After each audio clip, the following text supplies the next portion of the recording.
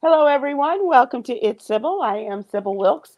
And hello, Cameron Riley. How are you? Hello, Sybil Wilkes. How are you doing this evening? I'm okay. I'm a little concerned about you. How Oh, did no. you Why are fare? you concerned? Well, last time we talked to you, you weren't able to join us because you had flooding in your basement, Yes, in that your happened. house. And Yeah. coming from the south side of Chicago, I know what that's like.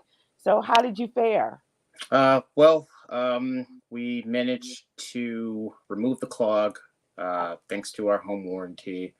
We're still in the process of just disinfecting and cleaning everything from top to bottom. But it wasn't as bad as we thought. Oh, So, good. yeah, yeah. Thanks for worrying. Thank you. Of course, I that is just like the world's worst nightmare is Oh, yeah. flooding. Yeah, It's awful. yeah, it really is. And having been through it a couple of times, I can understand. And you also had great news in your family this week. Oh, right. Yeah. My little sister on my mother's side, Corey, just graduated from Chicago State with honors in Africana Studies. Nice. So that's Yes, awesome. So that's the last of your mom's children. indeed it is. Yes, and she is very, Wow, very proud to have I bet sired four college graduates. that is awesome. That is quite a tribute to her, and on a big weekend, Mother's Day weekend as well. Yeah, and Mother's Day. And so my grandmother and my aunt went to go see Yolanda Adams at the House of Hope Oh, uh, nice. last Sunday. That's awesome. Wow, everybody got treated, huh? Yeah, yeah. For once, not entirely by me. So that was very nice. It's good sometimes to kind of spread that out amongst the others, right? Right. Yes. Yeah. It's always nice to be known as the generous one, but when other people kick in, Always welcome. that's good. That's a good thing. That's a good thing. And your little sister's birthday graduation party, how did that go? Yeah, I planned most of it. I emceed it. People had an excellent time. There was one instance of overindulgence, but we Mm, got that taken care of. okay. So You got to keep Quinn out of that liquor cabinet and Quinn was on her Quinn was on her best behavior. She was I on her bet she best was. behavior. I bet she was. That's great. That's great.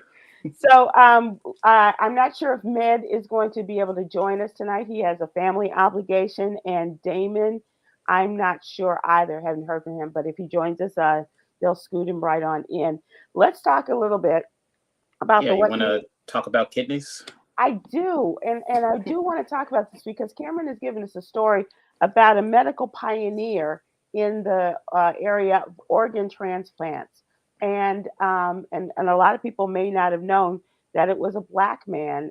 This week, we learned of his demise, but also of his strength of character and wanting to be, you know, for lack of a better word, a guinea pig in this. But Emphasis on pig. yeah, Yes. yeah, absolutely.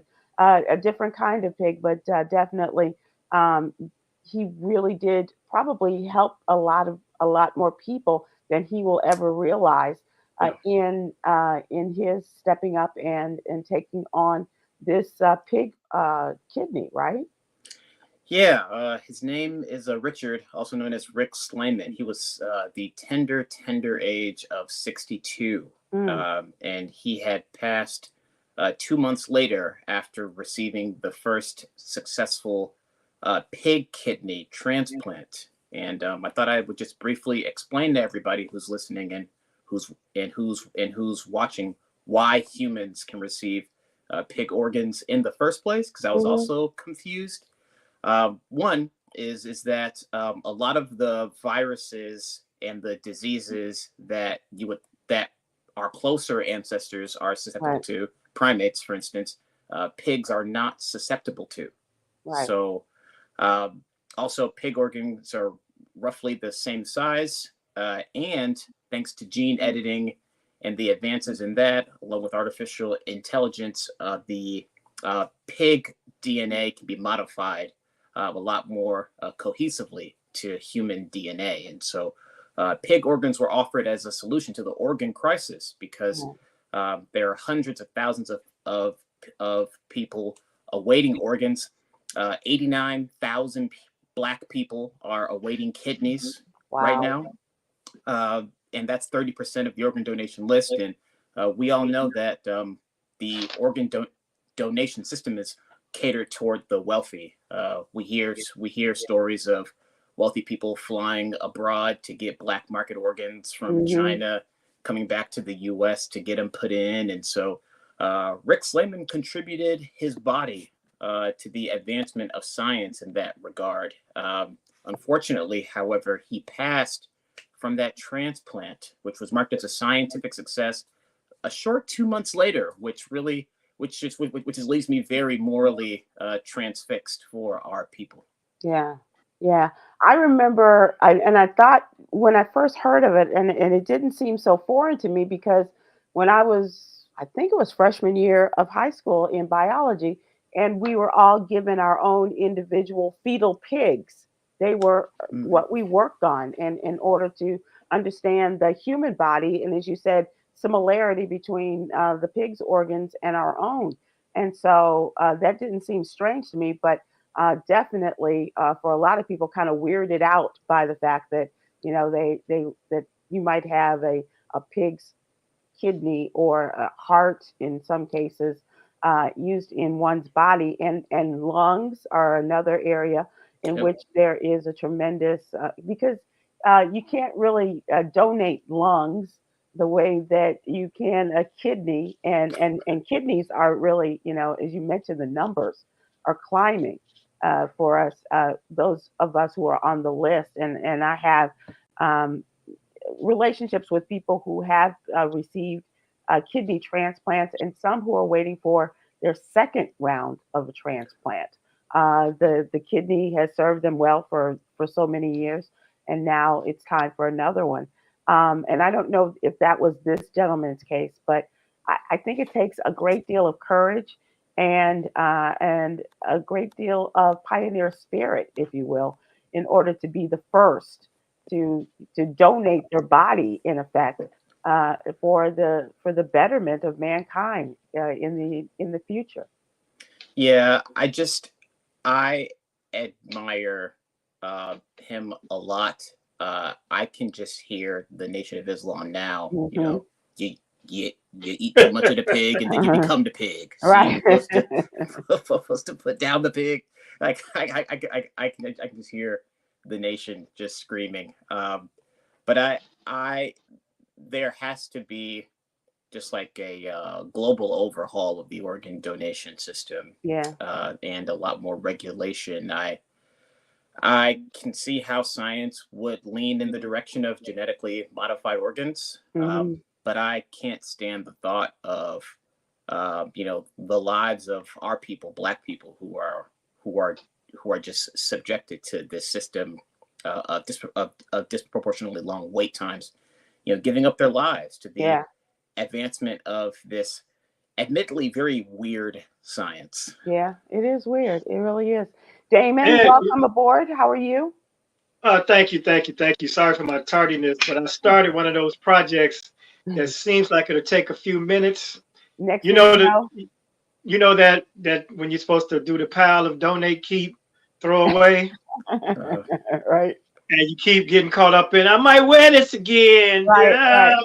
but I want to donate that, or is that too raggedy to donate but too good to throw away? And so I looked up and it was 6:05. I'm like, oh snap! That's not what I said. I did not say oh snap. I Okay. feel like on this topic though, since we have a country so divided, so racially divided, so racially torn, that if you black, you should get all the black organs, and if you white, you get the white organs. And why since not? we are, you know, dying in disproportionately in the hood from homicide and bad lifestyle choices, we would overcome that shortage for black people right away. Mm, We should, yeah. good If you one. elect to become an organ donor, right? Yeah. And That's the and thing too. and I don't know if you guys are. I am. And when my mom died, we were able to donate her some of her organs that she asked, that they could still be used after her undergoing cancer treatment. And her skin, especially, Mhm. was something that they really were very appreciative of. in the donation of that eyes and things like that. So you just never know. Like I said, I have had experience with people who have undergone organ transplants. Damon, how about you? I don't know anyone specific, but yeah, maybe I do. I do know one person, but I am a donor for sure because my intention is to live so long that they ain't gonna even want none of these organs. You, Live you long can have this and little, well. Yes. yeah, you can have this little wrinkly skin and this dried up liver if you want it, but yeah, I think it's vital that we participate in that because that's just selfish not to, especially since my intention when the time comes is to be cremated. So, Yeah. you know, I don't want to be in a box. I don't want to be viewed. You know, I don't want to be embalmed. I don't want nobody singing "Going Up Yonder." Anybody has you? Nobody know where we going. You have no idea where I'm going. Yeah. That's Hope funny. to get in on the curve. But yeah, I think this is a very intriguing topic, and hopefully they can come up with GMO organs. If that would save a lot of people, but like you say, it probably would be cost involved where the wealthy get it first, or those with the better health coverage. But if they can do all the things that they've done in science for other reasons to create this, if they can do an impossible burger, they can do an impossible kidney. How about that? Okay. I know. I remember when Walter Payton was dying, and he announced that he had this liver disease. Remember? And Tom asked, "Why can't he buy one?" And we're like, "Oh, that's just not done." And yes, it is. Yeah. You can go somewhere and be matched up with in a country. You know, have your medical files transferred to someplace else, and they can match up just the same way they do here, but match them up and pay for the organ. Yep. There are migrants at the border who get paid 10,000 cash for a kidney. Yeah. Wow. Yeah. Yeah. So it's 10K, huh? Yeah, cash. Yep. Okay. No speaking English. I'll be right back. but it's amazing that these things are. I remember when and heart valves are also used from the cow and from the pig. When Barbara Walters, the late great Barbara Walters, was going through with a heart procedure, and she came back on the View and told them that she had cow's valve because as a Jewish woman she couldn't have a pig's heart. Facilities, and so it was like, okay, that makes sense. She said, in our religion we just don't do anything with pigs either, and so she was willing to go through with the procedure as long as she got the cow's heart valve, and it seemed to serve her. So if it's life or death, I wouldn't care if it was a possum valve. Right. That's the side effect of it, Damon. They're just randomly going around going, good one, Sybil. I don't know what makes me do that, but right. And when you don't feel like making love to your wife, you just play dead. Oh, Damon's just playing Damon. Yeah. Right. Yeah, not possum. That's playing Damon. So that's one of the stories that is in today's newsletter. We'd love to have you subscribe. Please go to SybilWilkes.com to give us your name and your email address. We'll have it in your email box every Monday through Friday. And when you receive the newsletter, please open it. We'd love to have you check out the stories that we have lovingly prepared for you, and a lot of the information designed to inform and empower you. I worked on the anniversary of the Buffalo, New York supermarket massacre. Today is the anniversary. 2 years ago today was the day before Mother's Day, a Saturday, and it was the 14th of May, in which a white supremacist, a self-confessed white supremacist, 18 years old, became radicalized on social media, on the internet, and he plotted out an area, went online to find the area with the highest level or demographics of Black people within a certain driving distance of his upstate New York home in Conklin, New York. And he found that in Buffalo, New York, in this east side of Buffalo neighborhood.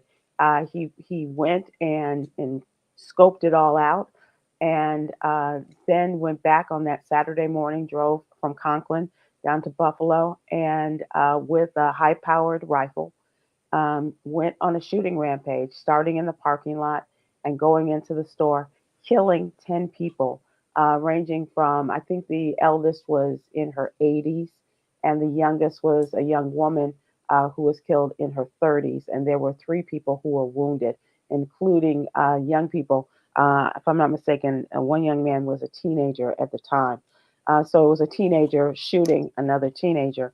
And I don't like to give the names of people, but he has since turned 20 years old in custody, and he has been given life without parole, as well as he's going to be, his cases are going to be sent to a federal court, and they'll determine then whether he'll face the death penalty or not. But a lot of people are saying, yes, he should.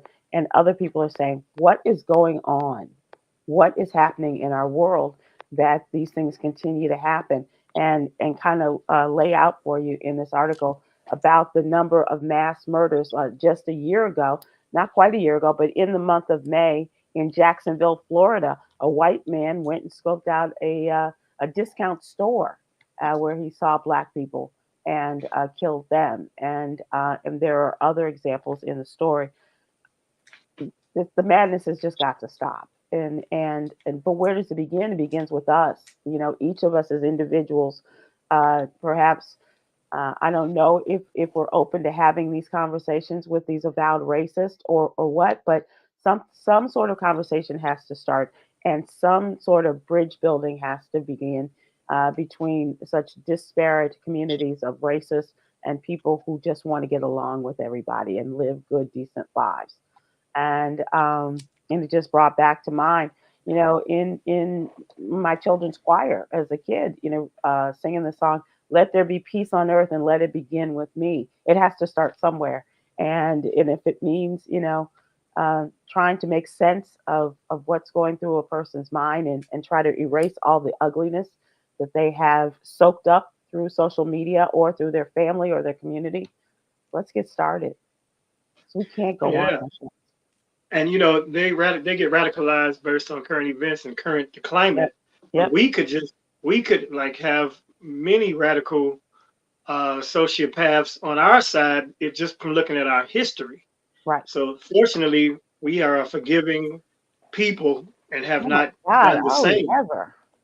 Yeah. So you know, I don't know. It's not that one. That one's not our thing. You know, so much. If we could just stop killing each other, that would be helpful. Right. Yeah, that's a good start. Yeah. So this is what happens when you take a social cast of people, you know, just like straight white men, and tell them they're entitled to everything, or that they're a disappearing race of people, right. You know, or that they're a dying breed or whatever. And then you fill their egos with all sorts of supremacist nonsense, and point them at some sort of enemy, right? Mm-hmm. And then not to mention, I mean, a lot of the compounding factors have come out in studies recently. There's just a increasing number of straight men that are single, an increasingly number of young men under 25 that are still virgins. Mm-hmm. You know, all of those very nonsensical things that men use to validate with a deep themselves. Rage that's boiling up inside of them. Right. Yeah. And I'm glad you put it so eloquently, because that was going to be my next statement. Somebody gonna have to start sleeping with these nerds. Somebody gonna have to start giving up some booty to these recluse, isolated, full of themselves and DNA guys. If you have a girl, Yeah, it's up on you, ladies or men, whoever want to take it for the team. Take that, take that, take that. But we need to start giving these psychopaths someplace to release. Yeah, maybe we should just call Vegas and say, look, there's a lot. It's legal here. We just do like a Make-A-Wish trip before they kill everybody. Got to give Trevor some ass. Somebody got to give Trevor some ass. The parents, you know who your kid is, who is you running through the lotion and in his room and not talking to people and playing games, and you see his manifest. Book him a flight to Vegas. Okay, absolutely, yes. Absolutely. Okay, let's move on to the what's really going on question of the day. I can't wait to hear your responses, and this is for our panel, Khameron and Damon, but also want to hear from the folks that are watching and listening. And the question is quite simple. How do you see yourself?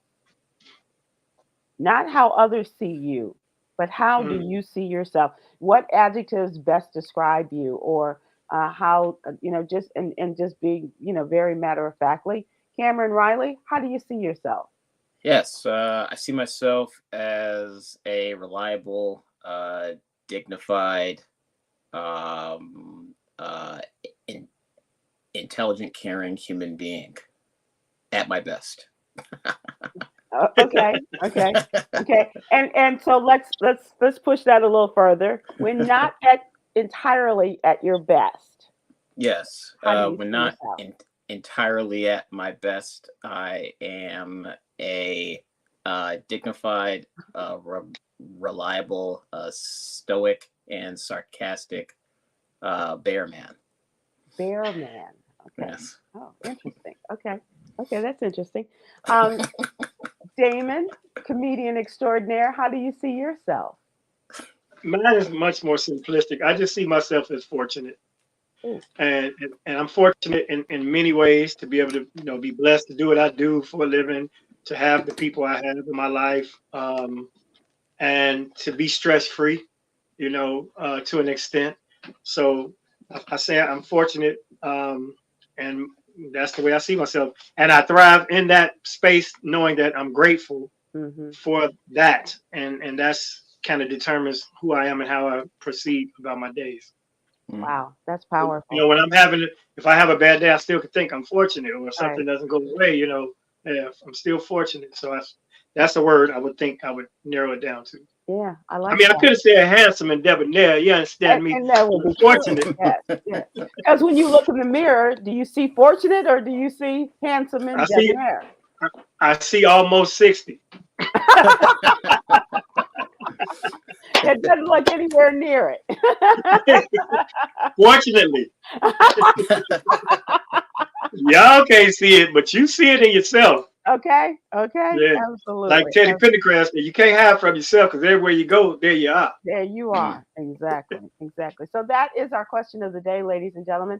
How do you see yourself? How would you best describe what the person that you are and that you see, not what others say that they see in you? That is the key there. And I'm hoping Med will come on, because I find it very interesting how people do see themselves. I think that is really interesting. Well, how do you see yourself? I see myself a lot like you to see yourself, a blessed child of God, who is cynical and yet very loving and generous to a fault, and when I can be, give financially, but now it's more giving of myself than it used to be. But it is, because I have been so blessed, it is foolish of me not to give to others as has been given to me. So yeah, I get it. Those things are very important to me. You can throw fine in there if you like. Thank you. I know you're being humble, but yeah, you're pretty fine too there. You know what I mean? Oh, go on, Damon. Good. Everybody knows Sybil could get it.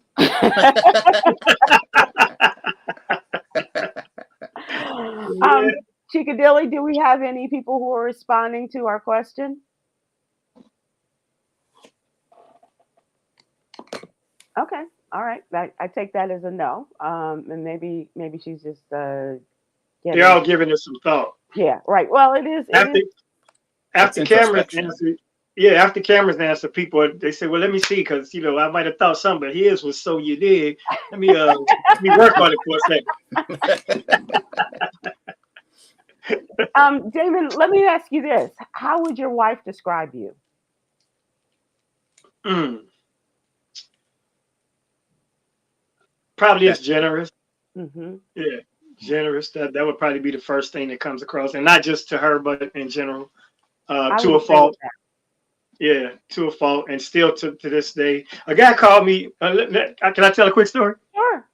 Okay, so I had got a phone call at 6:30 a.m. on both of my phones, like back to back, right? And I'm asleep. I'm knocked out. I probably went to bed at 5:30. So it was some 404 area code number, and I didn't know it, recognized, and never had a text history or none of that. So I get up later and call the number back, no answer, of course, in front of her, like, I don't know who that was, but I can show you. It's probably the fact that they called both phones made it kind of tricky. Mm-hmm. So I'm still curious. Otherwise, I would have blew it off, because if they want something, they'll call or text. Sure. So last night I picked up the phone again because I saw the number. I said, "Oh, that's that number." But I was with my son in his house, and I answered it, and it's this guy wanted to borrow some money. I'm like, "Damn it! I would have never answered this call if I wasn't trying to prove to her that I didn't know who the hell." And of course, I ended up loaning them money. So we'll see how that goes. Boy, people will track you down when they need some money, won't they? With the anonymous number, though, where you get this number from? And then lose your number when when they need to be paying you back or And the crazy thing, you calling me at 6:30, and you live in Vegas, so that's 4:30. Because it was an area code was Atlanta. So when I told one of my friends, mutual friends who know, he said, "Oh man, is he on dope?" Because he looked like not the dope. $200, 4:30 in the morning. That's dope. He's not at the tables. He's not. That's what we said. I'm like, maybe a gambler or whatever. But he said, "No, that's dope." Which I hope is not. We all go through some things, so of course I loaned it to him. But yeah, it was very interesting. Very interesting. And Khameron, how would the women in your life describe you? Oh, probably the same. I just try to be intentional and thorough, and I take some dedicated steps to just try and be a decent human being, to a fault. There are a lot of people who are just indecent and are doing just fine, but I have a actual better answer for that, because she's giving me a nickname. Okay. People that gravitate to me, I have a lot of people that are quirky, a lot of quirky people, but I'm very tolerant. And so she has nicknamed me the Weirdo Whisperer. Yeah. So whenever something crazy happens, I'm like, "Can you believe this crazy person said that?" She's like, "Of course they did." You are the Weirdo Whisperer. I wonder that's brilliant. That's an absolutely brilliant thing for you. Barbara Ferguson on YouTube says, "I am a God-fearing, kind, reliable, fun-having, caring, generous, and dependable. I'm a great friend, sister, aunt, and a wonderful mother." That is so great. All right. That is really, really, that's a full picture of you and your life there, Barbara. Thank you.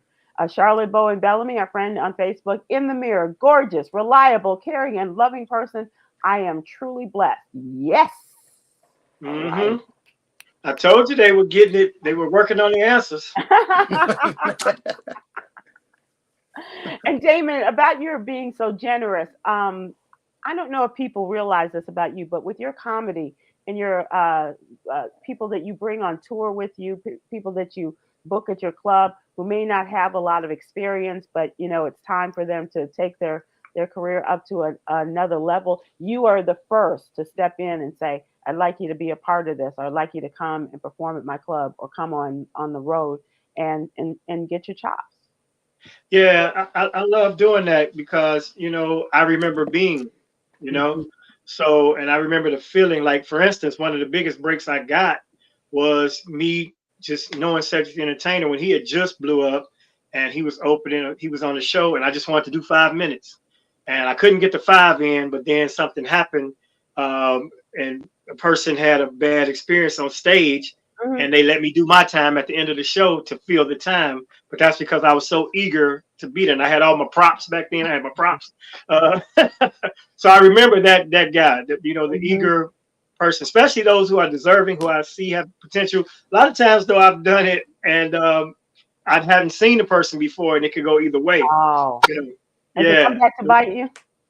Yeah, well, it's just that they might not do as well as we thought, and I would, you know, but that's always funny too, Yeah, yeah. because you know, nobody loves to see a comedian bomb more than J. Anthony Brown. I'll tell you that much.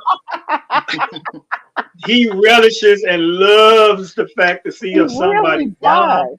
He He gets a loves to kick see out of it. comedians bomb, and he loves to see people fall. There's nothing more. There's nothing funnier than him than a good fall or a comedian just to bomb smoother out. Yeah, so I've learned to be compassionate even when they bomb, but I still give them a little, you know, a little roasting, and it's, you know, so it works out either way. Either they do great and I look like a genius, or they do terrible, and I was like, well, that's what happens when you don't ask, you know. Okay. Got it. Yeah, so it's a fun thing, but the platform is there, you know, because I think that was really my calling in this business, is to Yeah. provide the platform that I do for the people, not only newcomers, but those who are more experienced are no longer, you know, we being pushed aside by the Mhm. social media guys and people that, you know, got a million followers, but you're an established comedian. So thank you for noticing that, Sybil. That's It's a awesome. blessing. That is awesome. You are a blessing. Chica, you had one up, and we Sylvia Crawford on Facebook. I'm a sensible, strong, proud, intelligent Black woman on a mission to save my parents' legacy every day. I'm proud of me. Incredibly blessed. I can't wait to hear your story about your parents' legacy. Please, please keep us abreast of that Right. and let us know what it is and how we can help you with that. I love that. Absolutely. um, those are that's the question, and so want to know, Cameron, is there a Cameron off off the clock, off your daytime job that your daytime coworkers may not know, as opposed to your family and seeing you in different No, environments? even when I'm chemically uh, inebriated, it's maybe there's a bit more comedy sprinkled in there, but it's all the same. It's all the So same, dude. It's all what's an love. angry Cameron like? Oh, I can't even remember the last time I was like explosive mad at somebody, but I've been told that you'd want to be on the receiving end of that thing. So I remember one story. You came in and you had like come in from work and did the show, and you told us about you saw someone being abused, being hit on the red line, if I'm not Oh, mistaken, yeah. and it was something inside of you, and you just gave them, a taste of their own medicine because of the way they were treating this one person. Yeah, but that wasn't really anger Was fueling that that. wasn't the Incredible Hulk? Like you just kind of burst out of your clothes and No, that was just I mean, come on, like 3-on-1 isn't fair. oh, right. Okay. Okay. Yeah. Got it. Got it. So Well, cool. That is our question of the day. Thank you all so much for participating. Chica, if you want to wrap this up, if we have another response. If not, we'll move on to trending. Aubrey W. on YouTube. I know the women in my family refer to me as kind hearted, impatient, and no nonsense. How do you refer to yourself, Aubrey? That's what we want to know. It's how do you see yourself? The women see you as kind-hearted, no nonsense. Oh, no, no ish taken, Aubrey. How do you see yourself, Aubrey? So thank you all very much. Let's move to trending and something, Damon, that we did not talk about last week, and I meant to, and I had it written down, and I kind of went right over it.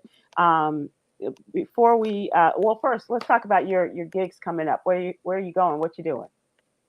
This weekend is I'm home at Riddles. I got a very funny. Speaking of people, very funny dude. This is his first time doing Riddles. His name is Solo Jones, and I may have met him once in life, but his clips are hilarious, and we've been talking back and forth. So he and I will be at the club this weekend. I'm going to Vegas tomorrow though, at Mariposa, which is a black-owned establishment. They have a show, a Wednesday night thing. Normally, I would have linked that with Lunel's Mhm. residency, but I'm just in and out one day. My wife gets to go and see her best friend, and we'll be back Thursday, ready for Riddles this weekend. Nice. And is that on the strip? No, it's off strip, but it's in a nice little retail area. Got it. Okay. That's good. Yeah. Mariposa. Mariposa. Okay. All right, cool. Um, we talked about it, but didn't really get into it last week. And I know Damon, you and I talked about it. Yeah, Cameron, you weren't with us, and I'm wondering if you even saw the Tom Brady roast on Netflix.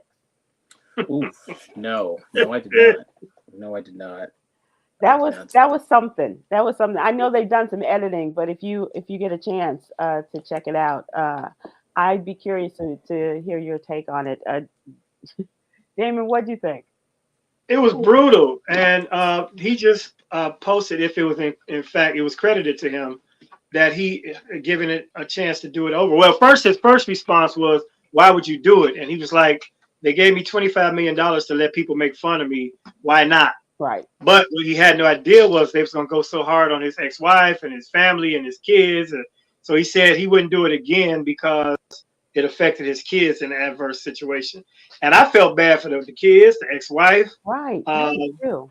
Yeah, they went ham. And then, but what it did do, I feel, is it eased the whole premise of cancel culture comedy, because the lines were crossed in many areas that previously people would have been scared to cross. Right. So I do enjoy the fact that it was that, especially the live uncensored version of it. So, you sign up for a roast. These roasts are brutal. They're not like they used to be. Used to be Dean Martin and all of that. No, yeah, Nichols will hit you with a couple of zingers. Right. And, right. you want to talk about your drinking problem or your gambling problem. But he was like, "How'd you feel when the jujitsu man was sleeping with your wife?" And I was like, "Whoa." Oh yeah. And then they had some the coach and the owner of the Patriots, who were adversaries and haven't spoken since their separation, and Kevin brought him up and had him do a shot with each other. There are a lot of moments in it. The next thing to watch though now is the Kevin Hart Mark Twain awards. Yeah, I saw a couple snippets from that, and that looks like that's going to be really great. One particular moment that I just saw posted is his buddy. I ain't gonna give it away, but his buddy Nick Cannon is his best friend. But they've been pranking each other for years. All right. And he got him good. Oh, nice. Yeah. I'm gonna check that out too, because I like watching the Mark Twain Awards, and I think that the comedians coming and paying tribute to those that are being honored are often as funny, if not funnier, than the honoree. In a time like that. But and Tom's roast was so expensive. It's 3 hours. It was too long. First of all, yeah, I dozed off, took a nap, woke back up, picked up where I left off. It was a lot. It was a lot, and it was uncomfortable, and I could tell that there were no women in the production of this particular, because if they had, even in Kevin's jokes or who's the roast master, Jeff Ross, yeah, knowing the kind of jokes that they would do or that they had perhaps in practice and rehearsal about the wife, someone had said, you know what? Let's ask him how he feels about that, because I know he didn't think about it, and it was obvious that no one else did either, because he had the perfect what's the Botox face the whole time. He's like this. Oh my God, yeah, for sure. You'll notice that Ben Affleck was on, and he went in on Brady and all that kind of stuff, and talking as a fan and what have you, but nobody went in on Jennifer. No, nobody even thought about going on J-Lo. But yeah, because some people did catch strays. I know Kim Kardashian caught a couple of harsh remarks. Oh, she caught it and booing. They had to cut that out because it was so severe. They just booed her unmercilessly. And I'm not a Kim Kardashian fan, because I'm thinking if you are there, you know what to expect. But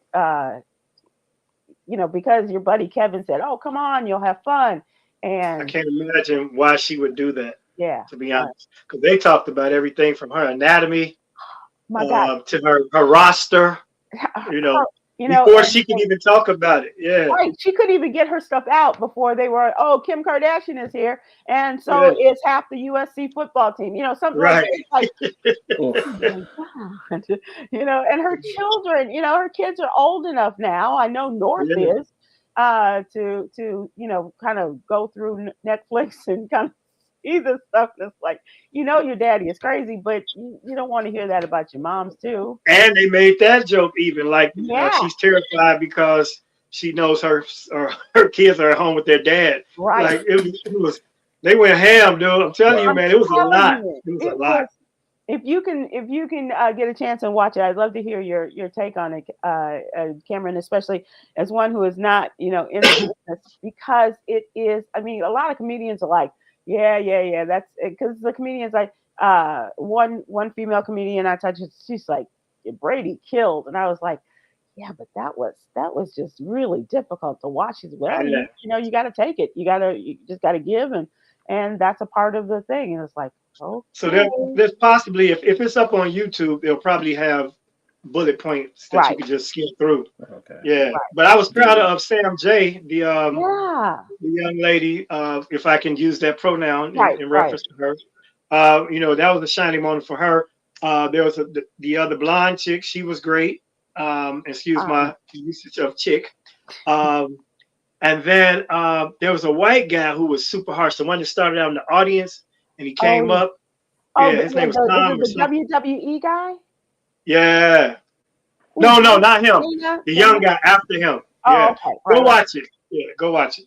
Yeah. His name is Tom Heinzel or Tom something like that. I don't know his name, but Got it. I had never heard of him, but he went left.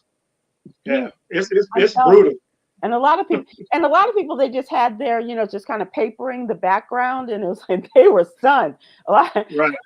like, Yeah, the faces, the reactions, they were going personal. Gronkowski was funny. Gronk was very funny. Yeah. And he can give as well as he takes. Yeah. And he was taking a lot because everybody was calling him dumb. And he's like, I'll show you. I got you dumb right here, pal. Right. And yeah, it was really interesting. So that is the big roast, and I wonder if they'll continue with that because $25 million. I don't know if they have the money to do that, and Oh, how yeah. personality, No, is it's back. That took right. it to a whole other level because it used to be Comedy Central, Right. and and by the time they show it after their first initial one, it had to be censored. This is Netflix, Yeah. and And yeah. Now, if you can get somebody to take the money, is the question. right. And without putting in, in your contract, you can't talk about this, Yeah, and you this. Yeah. and if it's live, all of that goes out the window Right. once somebody gets the mic. Exactly right. Voters in 3 states casting their ballots today in competitive primaries, including a pivotal Senate race, a couple of Senate races that will set the stage for the November general election. In Maryland, the race to replace Senator Ben Cardin, who's retiring at the end of this year, is already among the most expensive elections in that state's history. And the majority of the money has been spent in the contentious Democratic primary. And in neighboring West Virginia, a GOP Senate primary reflects the deepening battle lines among Republicans in Congress. You're either a Trump Republican or an old school Republican, and this ain't your daddy's Republican Party. No matter where you are, it just isn't. The Democratic primary between the Prince George's County executive Angela Brooks, a Black woman, and Representative David Trone, not only as a politician, but he's also the co-founder of one of my favorite adult beverage places, Total Wine and More. He's expected. I'm sorry, Miss Brooks. I support you. I want a Black woman to go into the U.S. Senate, but I do like a Total Wine and More. It is a nice place. It is. And it's expected to come down to a razor-thin victory for whoever wins. Also, Brooke has picked up a number of endorsements from the heavyweights in the Democratic Party, and that is including Governor Wes Moore, who also had a significant victory last year in Maryland, Senator Chris Van Hollen, and Representatives Jamie Raskin, also a Democrat of Maryland. Now, if Miss Also Brooks wins the nomination, elected in November in the general election, she'll be the first Black woman to represent Maryland in the United States Senate and only the third Black woman ever elected Yep. to the United States Senate. That's pretty awesome. Wow. But as I said, it's going to be down to the wire for those two between Trone and also Brooks. And they're also keeping an eye on the Baltimore mayoral race. The winner of that Democratic primary is likely to become the city's next leader. And they have a really great mayor right now, Brandon Scott, a young guy, a lot of energy and new ideas and what have you. Now, his competition is the former mayor of Baltimore, Sheila Dixon, and she's challenging for her old job back. And it has, they talked about crime and reducing crime and highlighting the decreases in homicides. But check this out. Several months ago, Dixon was forced to resign, not several months ago, but back in 2010, she was forced to resign the mayor's position after she was convicted of embezzling gift cards meant for the needy. Okay. Well, you got to think about the proximity to DC. Gift card scamming. No, if their mayor could get back in after the crack incident. Okay, yeah. This the same neighborhood. He was a different kind of mayor. I'm not sure if Miss Dixon has the same that the mayor for life in DC had. I wonder if she. Why can't I think of his name? Barry. Yeah, Marion Barry. There it is. Yeah. I'm just saying that little voting pool, they're kind of forgiving. Yeah. For sure. Yeah, I didn't get that gift card, but I'll give you my vote. Okay, maybe we can work something out a little bit later.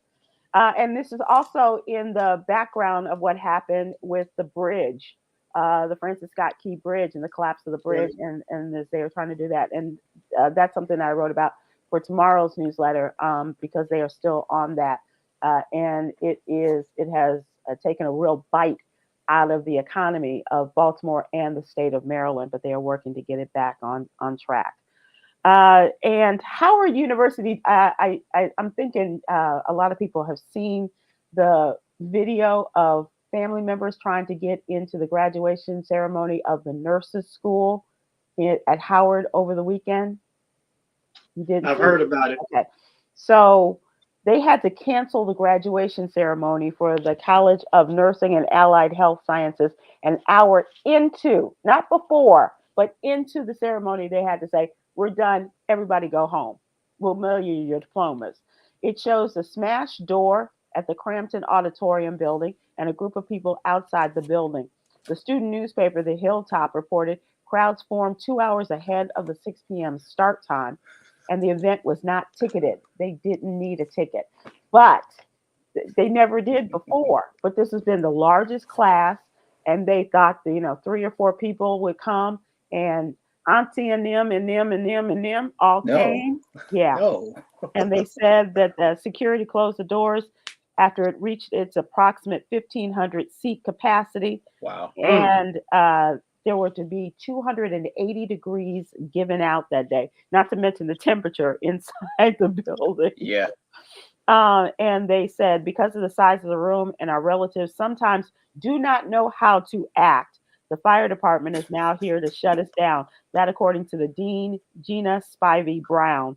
She said this to the crowd during the ceremonies and was asked to pause. The keynote speaker was asked to pause his speech so she could stop his speech and tell them, "We're done. Thank you very much for coming, but we're going. We're taking this back to the house. You all go. You all don't know how." Wow.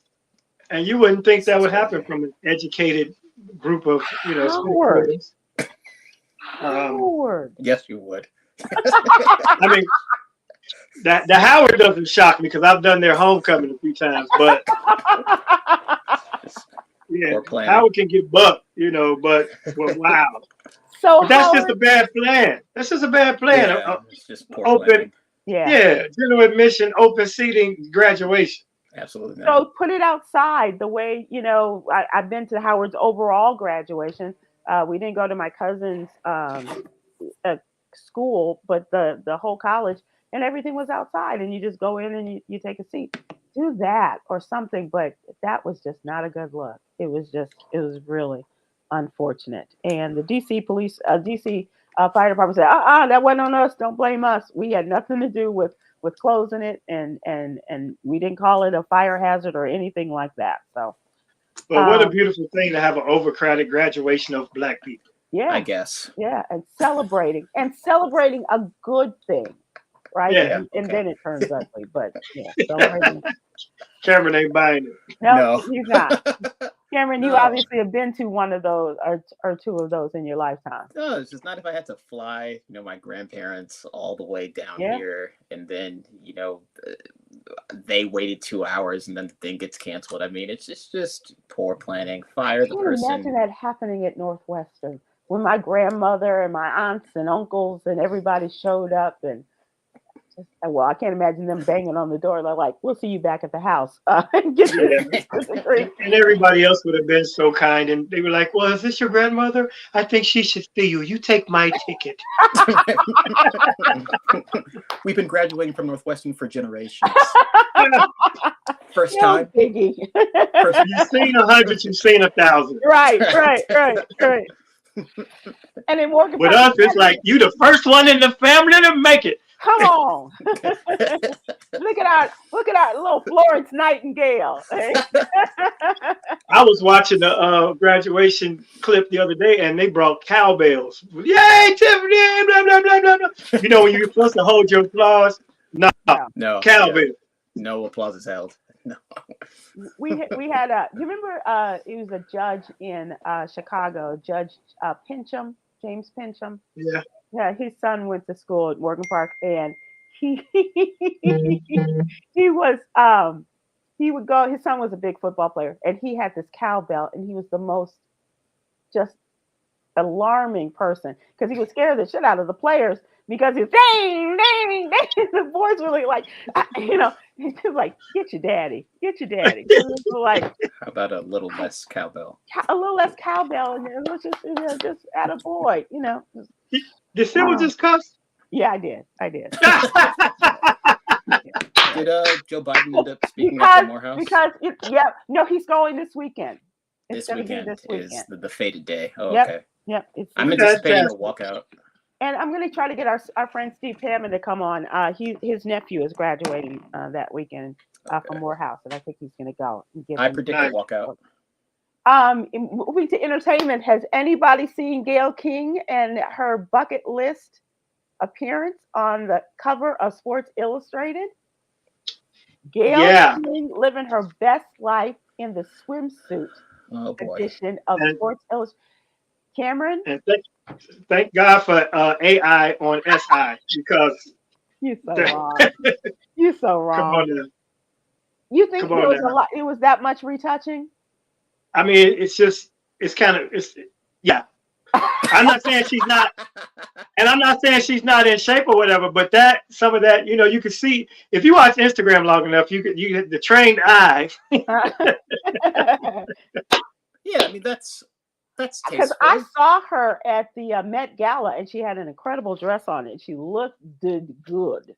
I've seen her in person. She looks better than you would think, even in person. Gayle has still got it, for a woman of her seasoning. But yeah, it was nice. It was nice, and they surprised her because she didn't know she was going to get the cover. She didn't know she was going to get. They surprised her on CBS this morning, and 69, going to be 70 this year. Good for you. Yeah. Good on you. It's sweet. It's very sweet. She's definitely in shape, though. Seriously. Yeah. Secondly, I just saw a quick thing about Ozempic can now increase fertility in women. So this 53-year-old woman got pregnant. So if Oprah's ass show up pregnant, man, let me tell you. Wow. Oprah. Yeah, she should go ahead and get pregnant, and that'll dispel the rumors. Oh. Oh my God, man. You are on a roll. A big old thick roll from Oprah Popeye. on that O. She on that O, baby. Yeah, we did a story a couple weeks ago that the fertility rates of women who were on Ozempic and not thinking about birth control, and women who had difficulty getting pregnant and were on Ozempic, surprisingly becoming very fertile. And yeah, so Oprah, be careful out there, my friend. Yeah. Seems like it works for everything but diabetes. That's what I was thinking. I'm like, wow, Okay. what is this thing? Okay. Yeah. Good. Including the explosive bowels, I understand. So let's move to the jewel. That'll lose you some weight. To the jewel. Please. Today's Yogi's Jewel: acknowledging the good in your life is an act of gratitude to God. Acknowledging the good in your life is an act of gratitude to God. Thank you, God, for all this. Thank you for my friends here, Khameron and Damon. We appreciate you guys. We hopefully will see you next week. And everyone else, thank you. See you tomorrow. Go out there and be good to each other. Aloha.